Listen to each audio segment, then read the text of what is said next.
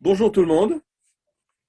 Et cette semaine, on veut parler donc de la paracha de Émor. Une paracha très intéressante.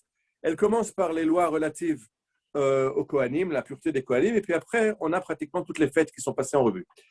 Alors, le Rav Souda nous expliquait que les livres de la Torah, chacun a sa spécificité. Le livre de Bereshit, c'est la création du monde, bien sûr. Après, on a deux livres qui, en fait, sont la continuation l'un de l'autre, c'est Shemot et Vaïkra. Shemot, c'est la sortie d'Égypte, le don de la Torah, et ça finit par le Mishkan, la construction donc de ce temple où Dieu réside parmi Israël dans le monde. Et Vaïkra définit ce qui se passe dans le Mishkan. Donc c'est la suite logique de Shemot. Après, on a un autre livre qui s'appelle Bamidbar, dans le désert, qui va nous parler de tous les problèmes qu'on a eu dans le désert, toutes les révoltes, tout le ras-le-bol, toutes les récriminations contre Moshe. Le Rav Kook l'appelait le Sefer HaDerech, le livre de la route, et il disait, ce qui caractérise le livre de la route, c'est les sibuchim, les complications. On va de complication en complication, tout est compliqué. On râle parce qu'il n'y a pas de viande, on râle parce qu'il n'y a pas d'eau, Korach râle parce qu'il est contre le leadership de Moshe, les explorateurs râlent parce qu'ils trouvent que la terre d'Israël n'est pas bonne, tout le monde râle dans le Sefer Bamidbar, c'est tous les problèmes qu'on a sur le chemin, sur la route. Sefer de Varim, le 5e, le Deutéronome, lui nous parle de la préparation, comment se préparer à entrer en Eretz Israël. Alors, le Rav Souda disait, c'est pas par hasard que dans la fin du livre de Vaïkra, on est maintenant à Émor, on va finir la semaine prochaine, quand on parle de la fin de ces deux livres, Shemot, Vaïkra, qui parlent de la résidence de Dieu sur terre, alors on nous donne les fêtes. Parce que les fêtes, c'est quelque chose de très, très, très spécial. C'est très spécial parce que on avait ouvert le livre de Shemot sur les fêtes. La première chose que Dieu a dit à Moshe, c'était Chodesh Hazel Lachem Rosh Chodashim, ce nouveau mois, c'est le début du calendrier. Et maintenant, on finit sur les fêtes. Pourquoi? Parce qu'il y a quelque chose de très bizarre chez les Juifs, c'est que c'est nous qui fixons les fêtes. On lit dans la paracha de cette semaine, Ele Moadei Adonai Asher Tikru Otam Mikra et Kodesh. Voici les fêtes de Dieu que vous déclarez fêtes saintes, mais en hébreu, il n'y a pas les voyelles. Donc le mot Asher Tikru Otam que vous déclarez, on peut le lire Asher Tikru Atem. C'est vous qui déciderez quand les fêtes tombent. Alors, on a un truc tout à fait ahurissant dans le Talmud qui nous donne l'histoire suivante. On est le dernier jour du mois d'Elul, le 29 Elul, et alors Dieu se prépare au jugement de Rosh Hashanah. Donc, il fait amener les tables, les gros registres avec les bonnes actions, les moins bonnes actions, les pupitres pour les accusés, pour les défendeurs. Et puis, le Bédine à Jérusalem décide que non, on va ajouter un jour au mois de Elul, et Elul aura 30 jours, puisque c'est le Bédin qui décide si un mois a 29 ou 30 jours. Alors Dieu dit à tout le monde, remballez tout, mes fils ont décidé de prolonger Elul, Rosh Hashanah, ce sera après-demain. Ça, c'est quelque chose qui est absolument incompréhensible pour la pensée grecque. Une pensée de type grec ne comprend pas. Le calendrier, c'est des lois astronomiques. Qu'est-ce que les hommes ont à voir chez les Juifs? C'est nous qui fixons le calendrier. On décide quand c'est Rosh Chodesh.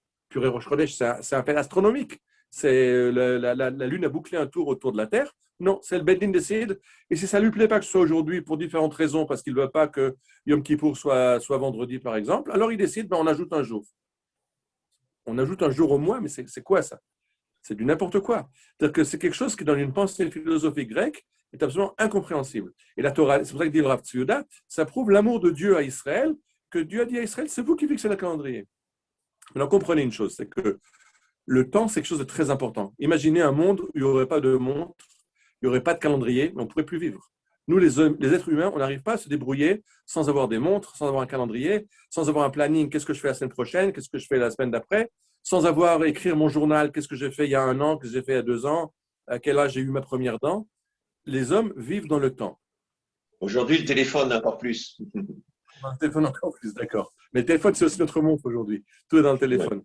Alors, mais c'est uniquement les êtres humains. Une vache n'a pas besoin, elle n'a pas de calendrier, elle n'a pas de journal. Le temps ne lui importe pas. Il y a ce qui est derrière, ce qui est devant. Alors, les êtres humains ont besoin du temps. Et le Rav Kook dit, le fait que la Torah est donnée aux hommes, au Sanhédrin, de fixer le calendrier, c'est l'amour de Dieu pour Israël. C'est vous qui réglez le temps et pas la nature. Alors, on arrive à quelque chose de très, très spécial. Parce que, comme je vous explique, c'était la fin du livre de Vaïkra, on a les fêtes. Et on a un remake dans le livre de Bamidbar. La fin de Bamidbar, il y aura de nouveau dans la paracha de Pinchas une liste de toutes les fêtes. C'est d'ailleurs ce qu'on lit dans le maftir des fêtes, c'est dans la paracha de Pinchas. Et ce n'est pas très compréhensible parce que la Torah ne se répète pas en général. Et quand il y a un redit, c'est en général dans le livre de Dvarim. Dvarim, on fait un redit. Par exemple, on recommence avec les 10 commandements, on recommence un tas de mitzvot sont redites parce qu'elles sont reformulées pour quelqu'un qui va rentrer en Eretz Israël. Donc, il y a un petit peu un fine-tuning, on dit, un réglage avant de rentrer en Eretz Israël. Mais pourquoi dans Sefer Bamidbar, on nous remet encore une fois les fêtes? Et le Rav Tzouda disait, la raison en est que le Sefer Bamidbar, c'est le livre du chemin. C'est le livre de tous les problèmes qu'on a en route. C'est le livre de l'exil, en fait. C'est le livre de la vie. Parce que notre vie, elle n'est pas lo kol tutim, comme on dit en hébreu. Il y a des problèmes dans la vie. Alors, le livre de Shemot Vayikra, quand il arrive après Beth Amikdash, Dieu qui réside parmi Israël, c'est formidable, mais ça, c'est l'ère messianique. Nous, on vit en fait dans le temps du Sefer Bamidbar. Et dans le Sefer Bamidbar, si vous regardez, il y a un redit des fêtes, mais il est très différent de ce qui est dit dans la paracha de Hémor. Parce que la paracha de Hémor nous parle quel sacrifice on doit amener à chaque fête, mais aussi quel mitzvot on fait. Qu'à Pessah, on mange des matzot, qu'on compte le Homer, qu'on amène une offrande du Homer, la nouvelle récolte de blé, qu'à Sukkot, on a le lulav, on a la souka. On nous donne les détails des fêtes. Alors que dans la paracha de Pinchas, on nous donne que les sacrifices. Il n'y a que des fêtes du temple. Le premier jour du 7e mois, ce sera un jour où vous amènerez tel et tel sacrifice. Le 10e jour du 7e mois, Yom Kippour, vous amènerez d'autres sacrifices. Parce que quand on est en exil, ce qui nous reste, c'est un judaïsme religieux, de sainteté. Dans la paracha de cette semaine, on va nous dire Sukkot, à Sukkot, vous avez un lulav, vous avez les arba minim, vous amenez les fruits d'Eretz Israël et vous habitez dans une cabane de branches. C'est en fait un retour à la nature d'Eretz Israël. Quand on est en Chutz La'aretz, quand on est en Galout, on n'a pas le temps de regarder la nature. On est en état de survie. Alors on est en dehors, quand on sort de la maison, on essaye de raser les murs, de ne pas se faire massacrer. Et quand on arrive à la maison, on est à la maison, on fait nos petites fêtes à la maison et puis on sort pour aller à la synagogue pour être de bons juifs. C'est-à-dire qu'un juif, ça devient quelqu'un de religieux. C'est pour ça que disait Rav Tzouda, c'est incroyable. Mais dans le livre de Bamidbar, le nom de Sukkot, la fête n'est même pas mentionnée. Il y a marqué le 15e jour du 7e mois, ce serait un jour saint. Ce serait une fête. Et cette fête-là, vous amènerez le sacrifice. Mais nous parler de Sukkot, des fruits d'Eretz Israël, de cabanes dans la nature en Israël, ça n'a aucun sens dans la galoute. Et dans ce Bamidbar, on n'en parle même pas. On nous parle dans cette paracha aussi du Homer, cette offrande des prémices, des premières récoltes qu'on doit offrir entre Pessah et Shavuot. Ce n'est pas mentionné dans le Sefer Bamidbar. Le Sefer Bamidbar ne parle que d'un judaïsme religieux. Le Sefer Vayikra nous parle d'un judaïsme épanoui qui reconnaît sa place au Beth Amikdash, au temple, mais qui reconnaît aussi sa place dans la nature et qui essaye de sanctifier la nature, comme on dit dans la bracha des fêtes, Mekadesh Israël Vazmanim. Dieu sanctifie Israël, Israël sanctifie les fêtes.